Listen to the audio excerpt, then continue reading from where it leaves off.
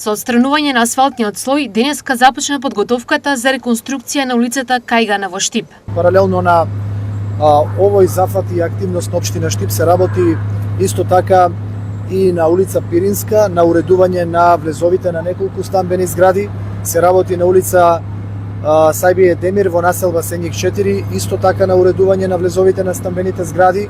Освен во градот и во повеќе штипски села се во тек подготвителните работи за реконструкција на улици. Се припрема асфалтирање во село Драгоево, во деновиве кои што престојат ќе се влезе со асфалтирање и во село Шошаварлија. Активности поврзани со одржување на тековната постоечката инфраструктура. Во исто време, интензивно се работи на повеќе капитални инфраструктурни проекти во градот. Се работи на обиколницата, се поставуваат тротоарските површини, обиколницата која треба да ги поврзува населба Пребег, населба Железничка со викенд населбата индустриската зона Плуждино.